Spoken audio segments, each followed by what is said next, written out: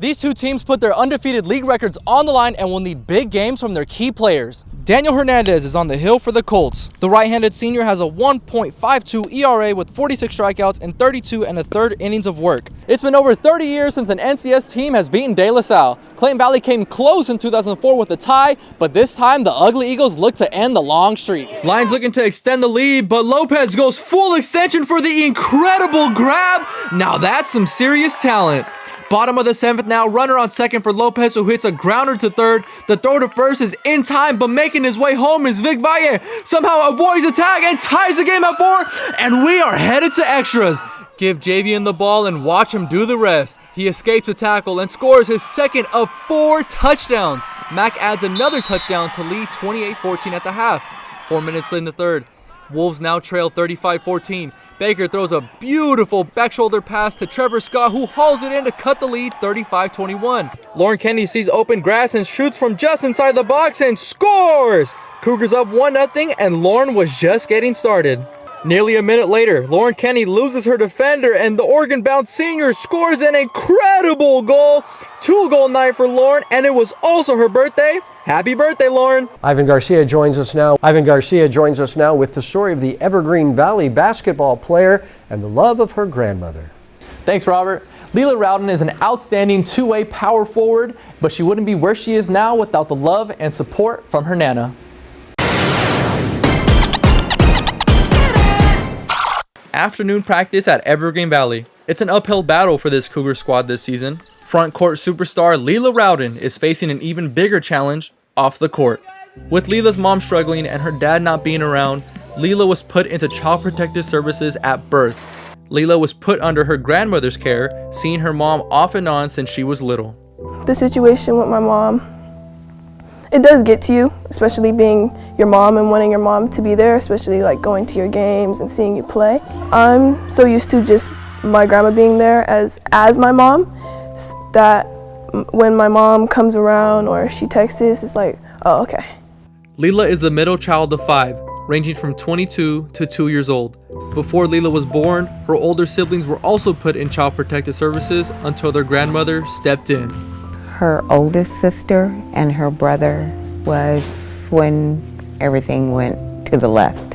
I retrieved her and her brother, and they've been with me ever since. She was never abusive to the children, more so to herself, self-love. Leela's 2 younger siblings were also placed in their grandmother's care. Nana knew the struggles of taking care of 5 kids, but was motivated to make sure this family stayed together. My whole thing was I didn't want to see any of them separated, and I didn't want them to not know each other as brother and sister. Leela's Aunt Michelle also helps out as much as she can. Leela sees the struggles both Michelle and Nana go through. She knows it's hard for these 2 giving women. My grandma and my aunt have been extremely helpful. It gets busy with a lot of siblings around the house, especially with one parent having to get to games and other practices and picking up from school.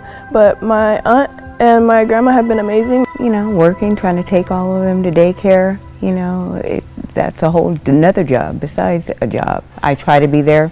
Sometimes I have to leave because, you know, the baby, she wants to start, you know, so I pop in and I might pop out.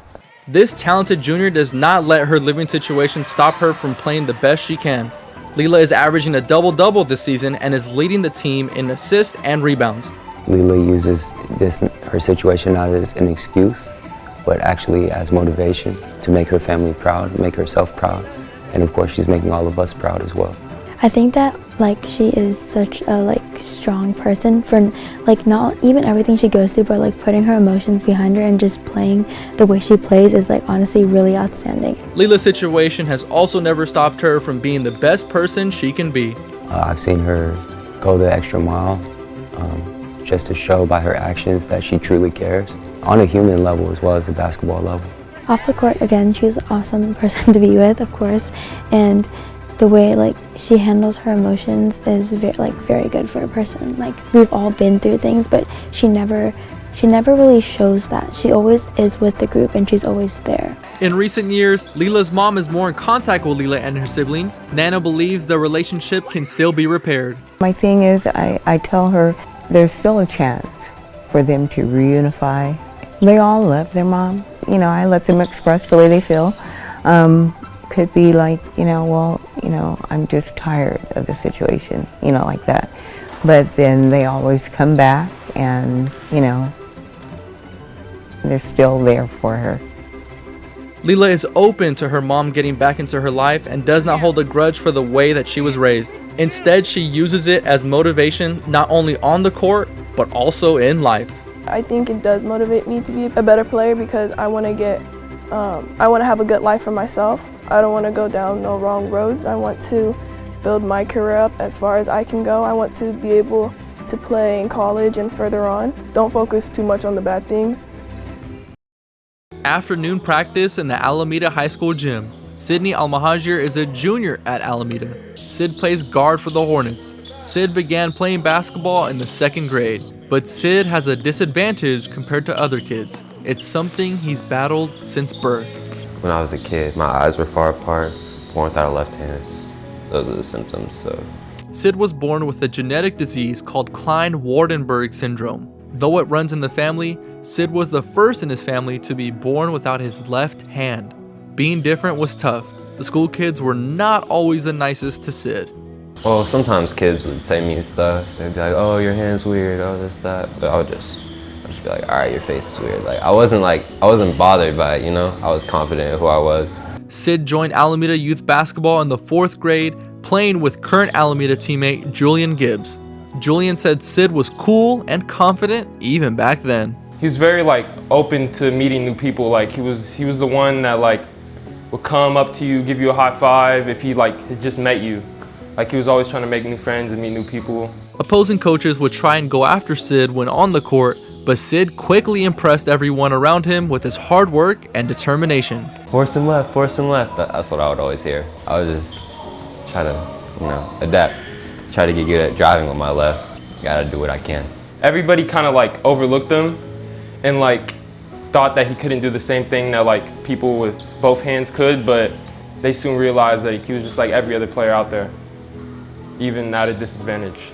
Former AAU teammates Sid and Julian reunited on the Alameda High School squad. Their current Alameda coach, Miles Tarver, coached against the two with his own AAU team. He's always been a problem because of his play on the court.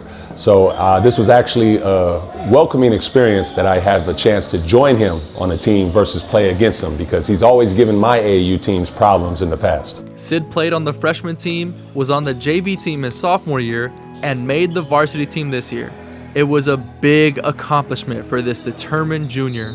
It felt good, man. It felt good because that's been the goal ever since I started. Really, I took it serious in 8th grade, started playing basketball, and that was the goal, play varsity. So hearing that, it was finally, let's go. His style of play covers up his disability. You don't even realize he's missing a hand until you really pay close attention. Throughout the course of a game, he makes just as many plays as any able-bodied player with 2 hands. Sid uses his disadvantage as motivation, pushing him to work harder than other players. Sid spends most of his offseason working on his game with his skills coach, TJ. I've gone for 2 days a week every time I'm not in season for the past, 4 or 5 years. That's really just how I've stayed consistent, training, getting better, and getting my head right. Julian also goes to the same skills coach as Sid and says Sid puts in a lot of effort when working out. He always goes an hour early to get a lift in or get an extra shot, so he's always putting in a lot of work. Sid is a true baller at heart. He continues to show that regardless of the obstacles he faces, that he can still do just about anything he sets his mind to. Continues to set the example for the model of the student athlete we want here at Alameda High. Again, I wish I had more than one Sid. Sid has one more year to continue showing off his abilities. Sid has one goal in mind. Ball out, man. If I'm starting next year, see if I can pick up an offer. Coach Tarver knows what Sid is capable of achieving.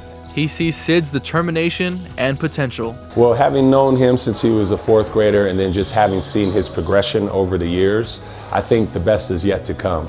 Sid never let having one hand stop him from what he loves to do. He has a message for anyone facing adversity. Just keep doing you, whatever you do.